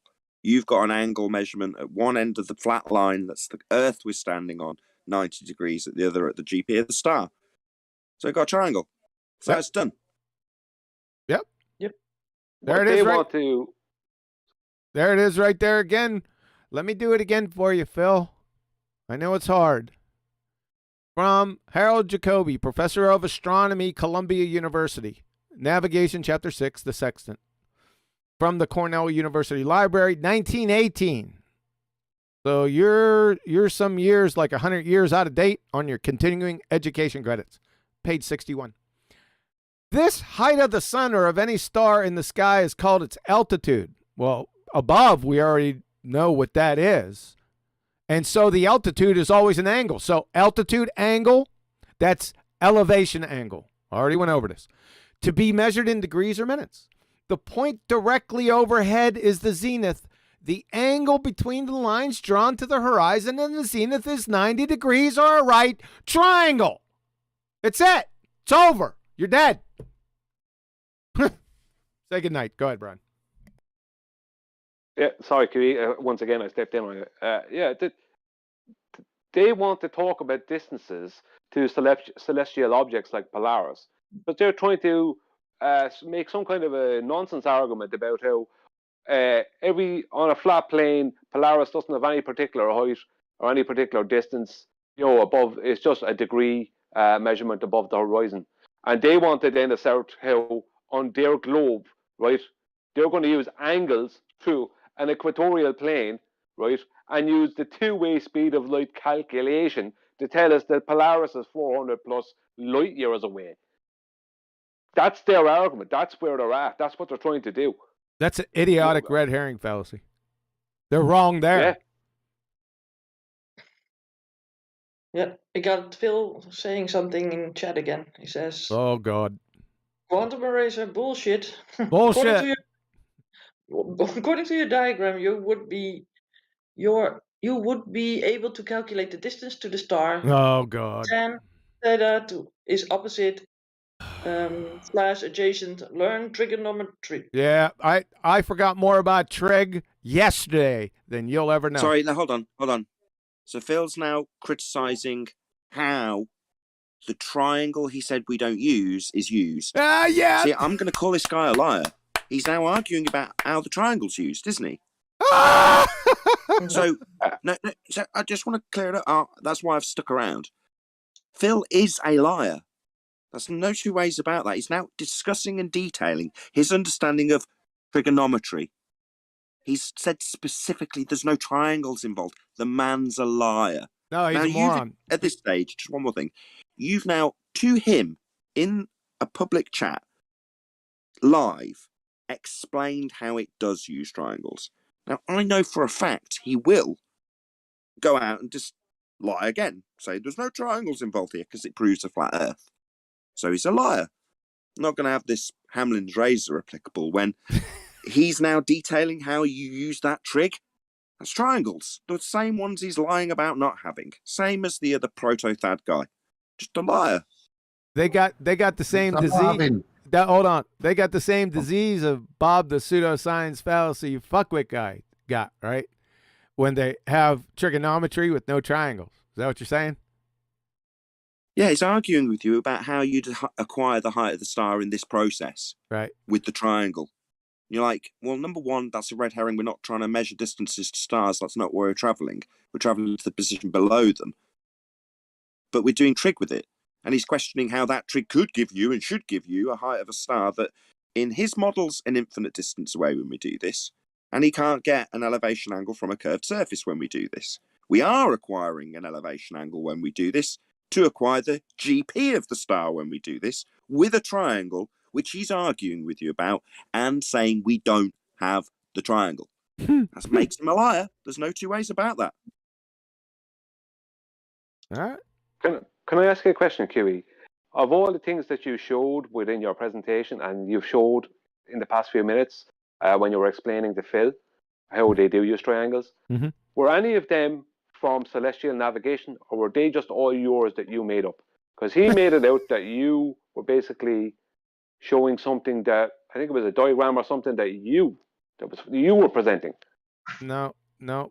Everything I presented is nothing. Nothing in this entire presentation is from me. Nothing. You got the math expert from Q Math. Everyone knows that. You got Math is Fun, Merriam-Webster, Varsity Tutors, radartutorial.eu. You got NASA, Britannica, Princeton. Well, John, that's a good point, because he's now shouting or using capital letters. I am discussing your diagram, not reality, you moron. And I think as John's just addressed, Phil, it's not his diagram. Look, see, you didn't scroll back to the top there with the little diagram. John didn't put the little picture of a rocket on it. I don't think he'd do that, would he? It's not his diagram, Phil. I didn't put that up here. Go ahead. They're bracing against celestial navigation and how it's done on a flat plane. Now, because we assert the Earth is flat, i.e. the Earth's a flat plane, and celestial navigation describes how we navigate using a flat plane, they can't cope. So suddenly it becomes QE's diagram that's supposed to be showing how it's a flat plane. No, it's how celestial navigation is done. Phil wants to argue with celestial navigation. We're just highlighting what's done in that process, and he thinks it's us and our claims. It isn't. It's how it's done. It just proves Earth's flat, Phil. Is he typing in all shouty caps now? Share your pain. I hope you have your tongue cut out in hell, Phil. You're a liar. The other point they're doing, and Ruiff's been trying to bait me on this, is quite funny. It is they're either thick or they do understand, and they're trying to get a straw man to attack. But he's putting here, look, what was it? The Y, obtaining this Y value. It's either disingenuous because they do understand, or it is thickness because they've got no idea how celestial navigation works. Either Y or Z on the diagram. It doesn't really matter. There is no distance to that apparent position. Not how celestial navigation works. But all of the premises do require right-angled triangles. Yeah. And fundamentally, parallel lines, horizontal and vertical. So that all of these things with celestial navigation and the way we read heavens, the way in which the heavens unfold to us from our individual observation point, allows us to navigate the plane. All of these things are relevant, but fundamentally, celestial navigation is underpinned with geometry, which is the right-angled triangle. And I say how it parallels with the heavens as well, because we've got two right-angled triangles. That's the genius of what we've been given to navigate. So just to repackage what Adam's just said, celestial navigation is performed in that manner. Not flat earthers say we would need to navigate the earth thusly. Here's how we say we should be doing it. No. That's how it's done. And anybody currently, like Phil, bracing against this argument, they're not bracing against us. flat earthers. They're bracing against the process of celestial navigation and how it is, in fact, done on a flat plate. Celestial navigation used the sky to navigate around the Earth or across the Earth, whichever way you want to say it. But they don't make claims about the sky and what it is.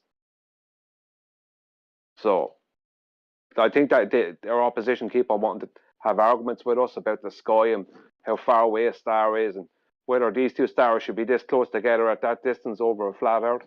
That's not celestial navigation. Celestial navigation used the sky and the GPS of the celestial bodies to navigate across or around the Earth, whatever way you want to say it. They don't make claims about it.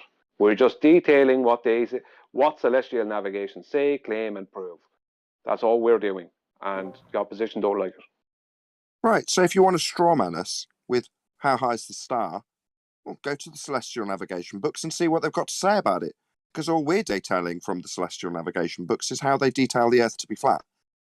We're not using it to claim we know the height of the star. We ask daily if anyone knows the distance to these celestial objects.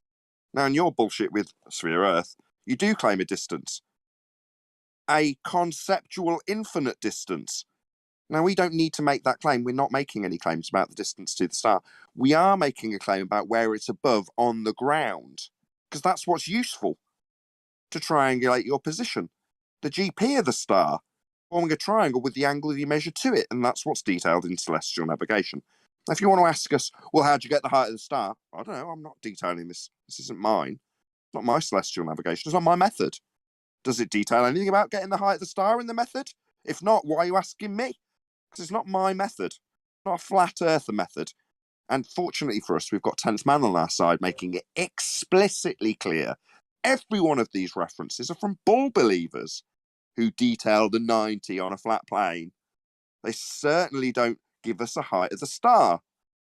So suddenly, because we're referencing them, we need to fill in the gaps in this process because you want a height of the star when it's not required to move around? No, your straw man fails on most fronts. Unless you actually want to be attacking the celestial navigators who produce this method, because that's not us. Just pointing out how it uses a flat plane is all. Celestial navigation. We're pointing out celestial navigation proves Earth's flat. Not giving you our method of navigation. That's just how it's done. Yep.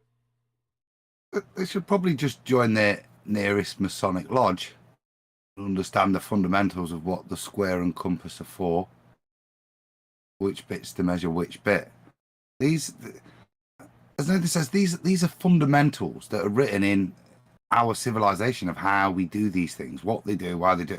And I'll say again, they're going to the trivium, even to the point that they know they're wrong fundamentally, even in their own premise. But that's what they're arguing with now. This isn't a triangle, is all they're left with to try and argue with this. Because even if they progress from this point, I said, the history of all of this it dictates exactly how it's being done. And that's very, very, very difficult for them to step into. And that's why they'll only argue at this point.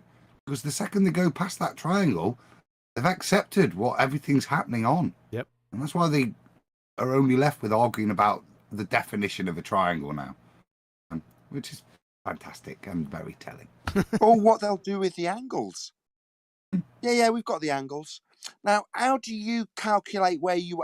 Hold on. You've got the angles off a flat Earth? Yeah, let's not get hung up on that. The second they do it, they accept the angle, it's accepted what it's derived from, and they're done. Yep, exactly. You got it. It's devastating.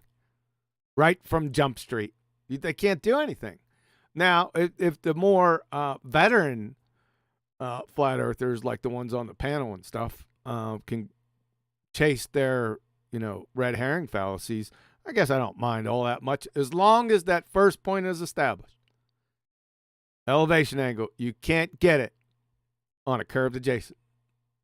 And they can't. So in other words, when someone asks you about the height of the star, you go, okay, so we've got our elevation angle measurement to the star on a flat plane, and you're asking based on that triangle how high the star is. That's a very interesting question. What's it useful for? And it's after we've established the Earth is flat to do this angle measurement. Okay. Just tell me what it's useful for.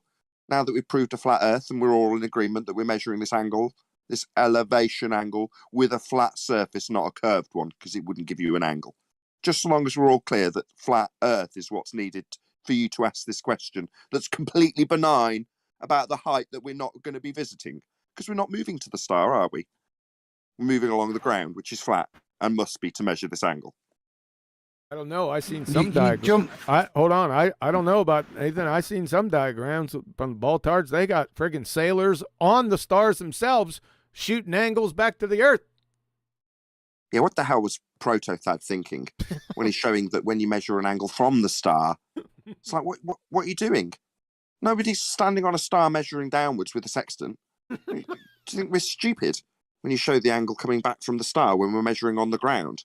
Man, they're so keen to get away from the ground, they will literally put a man on a star with a sextant. They do think we're stupid, though. That's the thing. That's what's confusing the most for them. That's what the most confusing thing is for them. Is they do presume we're stupid. And then when they can't overcome the arguments, they can't comprehend why this is. There's two things. I agree with the stupid. I want to come back to that because Phil's just put another comment which will highlight that point. But not only stupid, but I think disingenuous. Nathan started with the point that he's arguing whether you can use triangles and then arguing about how on what you can measure on that triangle with regards to celestial navigation, which I think is the key point. This is not somebody that's genuine here. I have to help or learn. He's here to confuse and obfuscate. I'm not saying not allow the conversation to go past that fundamental premise that we're taking that angle off a flat surface. But read this one, QE. He's having a go at Logic X. Haha, you're getting that. Did you Google it? I'm glad someone learned something today. Well done. Yes, reduce pressure and you can boil water without heat. What a retard. What an absolute... That demonstrates to me somebody who is working from Google. So probably from Quora, more likely, than any real reference. Do you know what I mean? But there's no heat now. There's no heat, Phil. Oh, dear. Yeah, I'll leave it there. But that just disingenuous, and whilst pretending to be learned, I would suggest is just a Google. As always, Nathan, as you say, they always project, don't they? They always project. So he has a go at Logic X and says, did you Google it? Well, and then follows up with, like, so I say, not even probably a academic reference, probably something from a chat forum. I'm done. Can I start some super chats now? Yes. I messaged you, but you didn't look. Oh, right? sorry, I wasn't in Discord. Yeah. Well, you are, right? So we got Godzilla saying, 37 saying, now you asked for it, ... And Judith Famo says, film, question mark, dot, space mark, exclamation mark, space, star, dot, question mark, triangle, star, dot, line. And we got Godzilla again, 37, and he says, ... Phil's a liar, ... You really got them going, Phil. Keep going. I got to pay for my bow somehow. Yeah, well, I'm a dotty. Yeah, this is just nonsensical stuff, man. But I'm glad you're here. Baltards, at least a few of them are here. All right, you're through. Like I told you, everyone with a third grade geometry acumen or higher, it's all over for you. So anyone looking in from the outside who sees this, they're belly laughing at you knuckleheads. I'm telling you, they are. Hey, John, you know when you go to the fairground and you've got that game where you've got a little, it's hooked up to the electric. You've got to move a hoop around the wiggly wire and get it to the end without setting the buzzer off. Yeah. I want Phil Bell to come with me and do those games. Yeah, right. 8:41. Yeah, and he's shouting again. He shouts, "Stop shouting, Phil!" But yes, you can. You hold your sextant plumb. So, respectful, if you can hold something plumb, yeah, without the use of the horizon, I think that's absolutely outstanding. And again, demonstrating your full knowledge of why would you bother, as the ancients, to use the horizon to establish a horizontal, if all you got to do is train a little bit so that you can just hold that sextant on your shit plumb. You are a plum, actually, mate, aren't you? A proper plum. A proper. He's not. He's not a professor, that's for sure. No, we've dealt with him a long time ago. When he first come out here, it said, "Water vapor is a gas is the dumbest thing he's ever heard." That did it. Right from that point was just a trajectory down into the abyss of just basic reasoning skills. No, we're not even talking about science acumen. And if you go back to his numpty clip that I just re-aired, OMG, 36 minutes of just poster child Baljitsuit. Stopping He's punches. down again, John. Say again? Well, we've got to address this because it needs just to. Logic X, ha ha ha, moron. Adam does not know that you can boil water without heat. Okay. You can reduce the boiling point of water, can't you, by reducing pressure, Phil. If you take all the heat, so we're going to take it to minus 273 Kelvin, Phil. What are you going to do with that pressure? What's he going to do, mate? You're just talking gibberish, pal. Absolute gibberish. Like I said, you're a Google monkey, aren't you? That's pulling stuff without fully really understanding it and the validity of your statement. Shame on you, mate. And why is that even coming up anyway? I thought we were on using trigonometry without triangles again.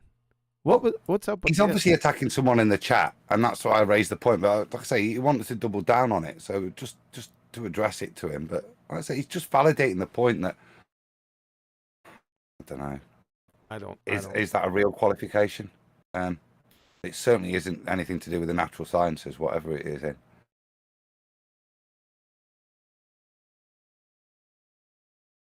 Oh, there's Betty's message right there. You got 2 super chats. Hello.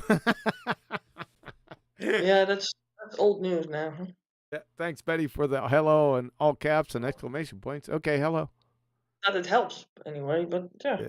Yeah, not that it helps. Can you read Betty what he's shouting at me again? Listen to the plum. What? You fool, Adam. You can stand on the shore and use a sextant, you moron. I don't doubt you can stand on the shore and use a sextant, Phil. What are you going to use to establish your horizontal? Your magic elbows? Your magic right-angled elbows? Or are you going to use that horizon? Magic right angle elbows. Are these the sextants when you pull them out and a plumb bob drops out from the bottom? Yeah. Or what could be known as an astrolabe, Phil. Yeah. Maybe you're getting a bit confused in your old age, eh? Got Well, the wrong device. More extensive. It's a beautiful device. And they knew that back in the day, the astrolabes. Beautiful devices. Go ahead, Brian. Sorry, I was just going to say, it's very obvious from what Phil has been saying that, maybe I'm wrong, but I get the feeling that Phil has never been on a boat out at sea. Because even on a big boat, you're moving around. Even in calm waters, you're moving. There's a reason why they have an horizon mirror and a dip in height of white correction, Phil. It's because you can't keep it steady. If you want to have any kind of accuracy, you have to do what you have to do. Oh, Brian, No, Brian, hold on. They have a rocking motion. No. You've got to understand that Phil is the kind of person that would stand on a beach and go, "Where the hell am I?" I need a sextant. Yeah, I was going to say that. Nathan, he's on top of it, man. He's paying attention to detail. Does anybody have a sextant?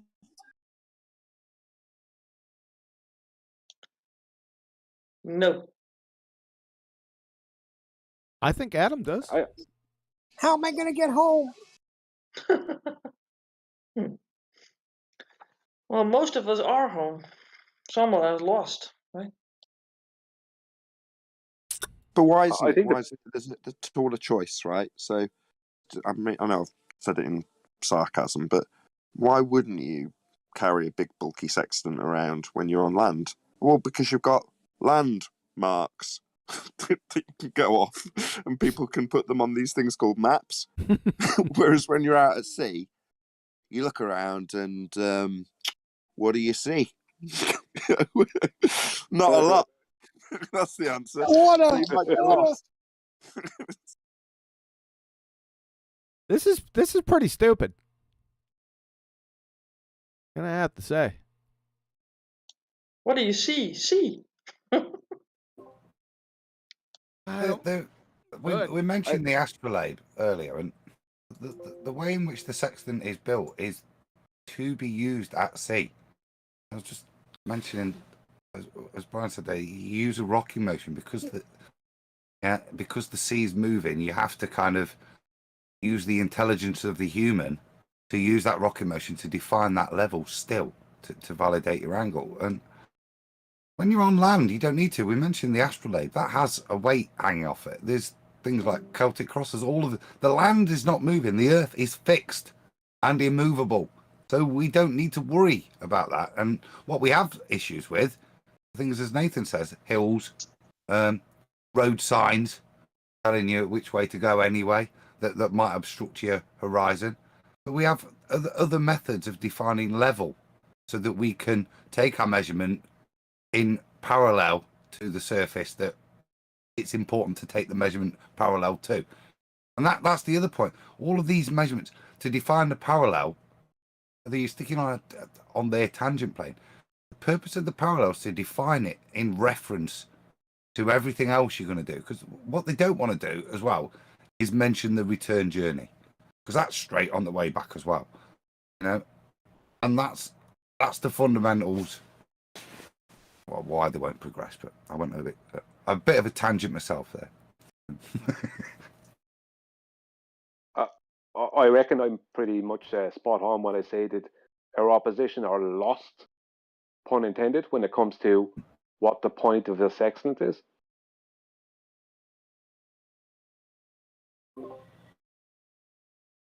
It's to measure angles, isn't it? Yeah, and then you triangulate your position through use of these angles. Yep, they can't get there. That's the whole point. All right, we're running out of steam here. I got some arrows to clean up. Betty. Just to confirm, you triangulate your position. You don't ball angulate your position. Oh, I got another message I'm not paying attention to. You giving me a message from Fitty? 50, his name is. Fitty. 50. Yeah, 50 Cent. It's 50. What is that? His IQ? I don't know. I don't think so. It's down below. It's down in the single digits. What's his stupid question, Betty? Someone please tell us what a nautical miles definition is. Oh, we got somebody that can tell you. Brian's on the panel. If you want to do it, Brian. I'd suggest not to, but you can do it if you'd like. Yeah, okay, I'll give it. A nautical mile is a translation of a minute of degree down onto the Earth's surface.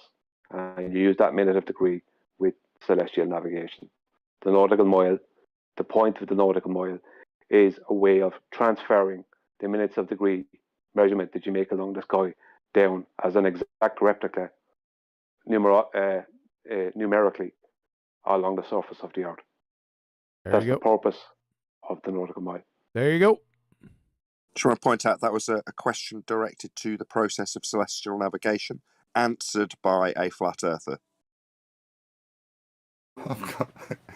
This is hilarious. If you let text out, I'm going to try and do it the best I can because he's obviously trying to make intonation by his mixing of capitals and lowercase. You fool, Nathan! Pont of the sextant is Boggit, your latitude. And then I've got Adam, you moron. People use sextants to land to determine latitude, you absolute pommy fool. Struth, Phil. We're getting to you, Phil. Yeah, you paid some. Thanks for sharing that, Adam. I really enjoyed that. So did my What speaker. is pommy fool? It's an Australian insult for somebody from the motherland. Ooh. And pommy means what exactly then? Doesn't Yeah, translate. no. He just told you like 20 seconds ago. Yeah, it's like but this doesn't make sense to me, right? It's just a curse word, but what does it stand for? Potato. Oh, so we are on the potato heads again. Okay.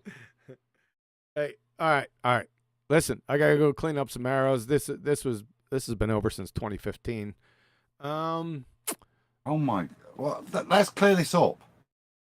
You gonna do one more, Adam? Yeah, because I'm not leaving on an insult I don't know the meaning of. So, why are Brits called Poms? I'm only Googling here, Phil, but that's an acceptable standard clearly by your method, so we should be okay. It comes from Sydney rhyming slang. Pom is short for pomegranate,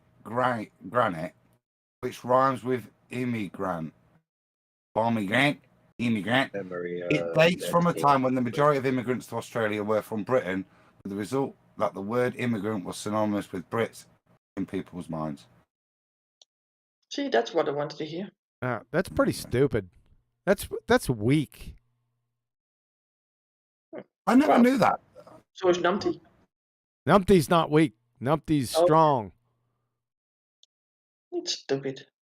Right there. Another one.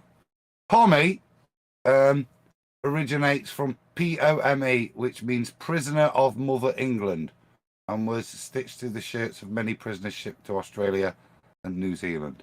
Huh. It's kind of the reverse, really, is it? I like that one. That one's got some cowbell. The other one didn't. The other one's stupid. It didn't make any sense, did it? The other one. All right, Betty. Says, all right, Betty. Betty. Someone says it's not an insult. What the hell? Yeah. I'm never insulted because it's not. It's more of a term of endearment if an Australian calls you a pommy, like they're calling them an Aussie. I wouldn't take insult from it. So, like I said, it's just him recognising his cultural heritage. Meanwhile, you can only get an elevation angle off a flat surface. Yeah, all that time. Exactly, Nathan. Thank you very much. Betty, you got the con. We're rocking down from the top. Why always from the top? Let's start from the You want to start from the bottom? Okay. Yeah, because Truth Seeker is here and he's always last. Seems. So let's see what Truth Seeker has to say. Truth Seeker, are you there? Yeah, I'm there. Yeah, you got to be first. I know, exciting. Usually the last one. Well, Adam's usually the last one. But yeah, exciting. Put on the spot. I mean, I don't really have much to say. I mean, good presentation as always. Adam, Nathan, especially. I think you guys are living in Phil's head rent free, so it's gonna have to charge you guys some rent for that. But no, other than that, it was a good presentation as always. Shout out to you guys. Appreciate it. Betty's going to keep you on your toes now since you're always at the end. She just get ready to be called on. Matthew 2016. Betty, is what Matthew 2016. Okay. True, see. I got you done. You're muted. I told you the next time you do that, you're going on mute. Right? I ain't going to hesitate. Oh. What's Matthew 2016? I'll tell you what, you're close to mute. That's what it's close to.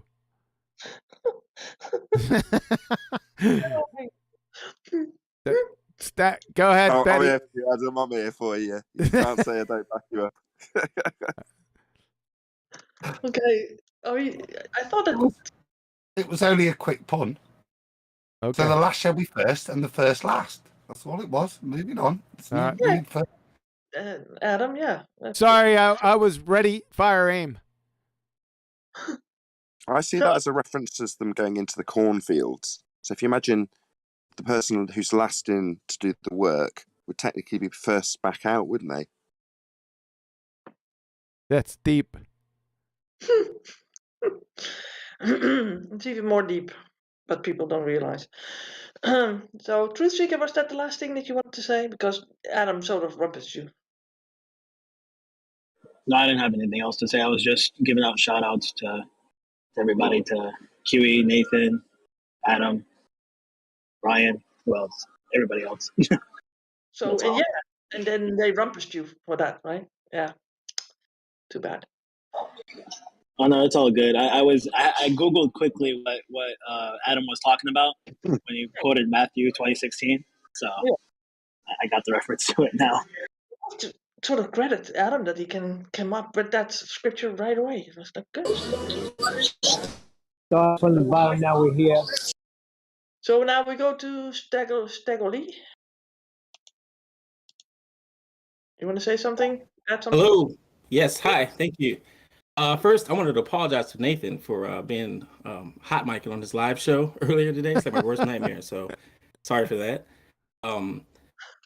Actually, I brought this up maybe about a month ago in the pre-show for Nathan's show.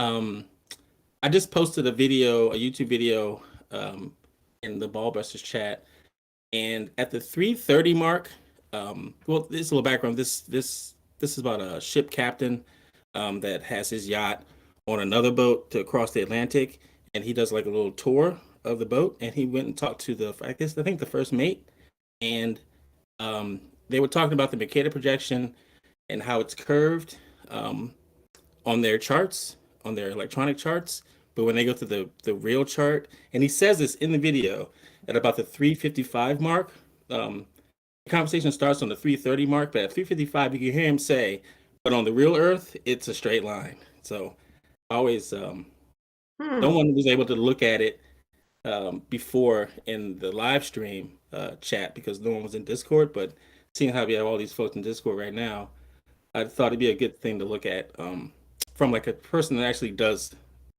the work. So that curved adjacent does not exist. It's a straight line. That sounds great. I'll grab that. If I'm not very familiar with Discord, but if someone could grab that link and stick it in Skype for me, I'd love to see that. Thank you, Stegoli. And don't worry about hot micing. That's just the way of things. Don't worry about it. Don't have to apologise. Yep, it's right at the 3:30 mark. Where you want it, Nathan? Already got it for him. It Master B. Stick it Master B. Sorry, Betty.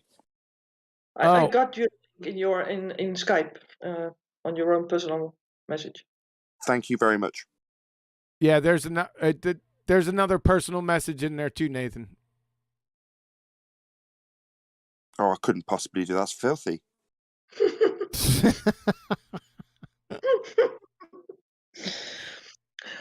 Oh my goodness, I'm not going to respond. Right. I'll do it, but it'll cost you a couple of drinks. I was about to say I've changed my mind. I've got to. Change my mind. All right, guys. Let me move on to Sasha. Hi, Sasha. Dot. Yeah. Shit, I wanted to say that. I only wanted to say one sentence, and this is very deep. ... connect ... triangle. That's it. Yeah. Connect the dots, huh? People don't do that. All right. Okay. We got Righteous Force. Hey, Righteous Force. Hello, Betty. Hey, I don't want to miss your response to this. I got no response. I'm just listening. That's deep. Hey, that's stolen. What? Continue. It's a sort of a ... from Righteous, right? Okay, Neil. What? Dot. Fill in the dots. When you got a dot over your icon, that means you change religion, especially if it's a red dot. Anyway, good information. The game is over. Kind of sad. Feel bad for people like Phil Bell and the guy yesterday. Really painful. Really painful. Okay. Nathan, you want to do now, Nah. or you want to go?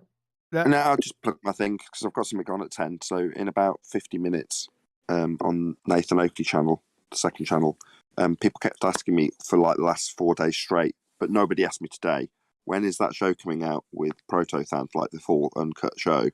And it's been available for members since it was recorded, but it's now going to come out tonight. So if you're watching this live on Quantum Racing channel, which you are if you're watching live, in about an hour, that'll come out in full, uncut on Nathan Oakley channel. So be here or be sphere on the Nathan Oakley channel for Flat Earth Debate, and I believe it's 1590 Yes. is the number. Yes, there you go. So be here or be sphere. It's on in about an hour on my second channel. All right. Okay. I've been waiting for that. And we got Lino Tomo. Are you able to talk? Do you want to add something?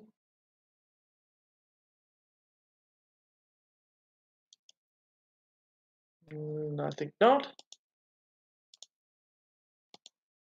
I got a person named Grim here. Hi, Grim. Hey, how's it going? Good. How are you? Good. I missed the show today, so I don't have too much to say, but I will say I appreciate your guys' hard work.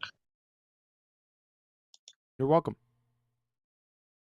Okay, great. Well, keep checking in, right? Yeah. Okay, I got Citation Police. Hello. Hello. You want to add I just something? got one, sure, I just got one question. How many curvilinear radiuses do you get when you Jeez. multiply purple times the ambivalence? Yeah. All right. Well, Chartreuse. hopefully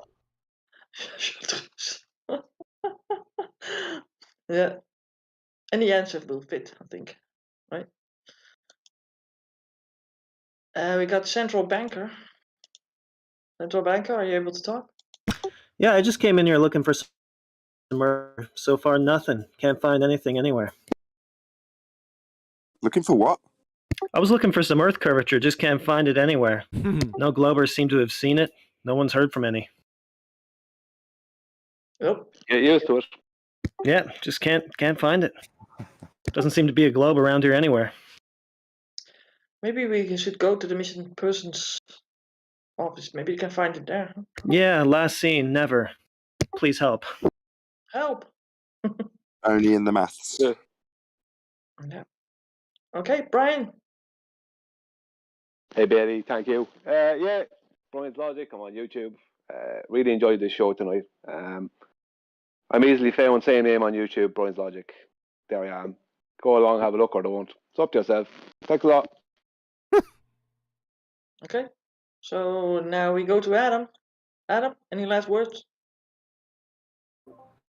If I could go to scripture, Yeah, you won't. Don't do that. I would, but I know I can't. I've enjoyed tonight. It's been fun. I had, as soon as you went back to Adam, I had already right-clicked on him.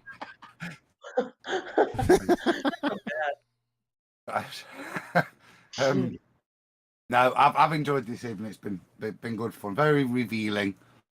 With regards to the chat, I've enjoyed the chat. Is a mind controller now. I mean, if he types in capitals, he knows I'll read it out. Yeah. The delusion continues, but yeah. Cheers, QE, and I look forward to the next. Are we on this Saturday? Negative. No, we're not, are we? No. Look forward to next week. No, you go on with the fallacies. Yeah, it's going to be good. The next one's going to be really, really good. Not they all are, but it's a special presentation with the fallacies. I really enjoy going through them. We didn't get to it last week because there was something else we had to deal with, but we'll get to it.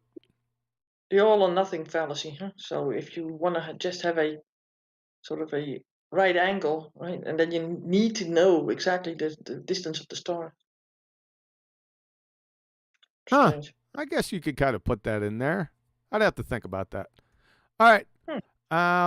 So that's a point. It's just right. superficially, just hearing it for the first time. It might be. I'd have to think about it. I don't want to think about it now. I'm thinking arrows. So, right. Like a child, right? Like want to play with toys again. Yeah, yeah. So Betty, let's give an update. So no show on Thursday, correct? Nope. No, because I need to compile a lot of data, a lot of things. Okay. But when I come back, it's gonna be like massive. Okay. All right. So no Ballbuster Saturday. The next show from us, besides Nathan's every day, will be next Tuesday. Good. Oh, was this? Oh, was this? I didn't hear you say it one more time. You say Ballbusters instead of Ballbusters. No, I said Ballbusters. Yeah, you busted the word buster. Oh, brother. Yeah, I heard it. All right. I really heard it. Yeah, someone's calling me. I figured they would. Okay, guys. Hey, appreciate it. Sorry for the technical problems, but you know those things happen. But we improvised and overcame. So thanks to the panel. Appreciate that. The ball-tired religion's dead. I don't know if anyone told you. I went over it here. I think this is the third presentation I've done on elevation angles. It's pretty simple. Right in the vicinity of third grade geometry. So there's really no way out here. There's no recourse. There's no last port. There is no port. Not only a last, there is no port at all in the storm. So it's pretty funny. I kind of enjoy, cruising around Discord forums and listening to videos and just sitting back and choking on that stogie. Because it's all over, folks. I proved it to you many times before and today again in spades. So hang in there. Catch you on the flip side. Out.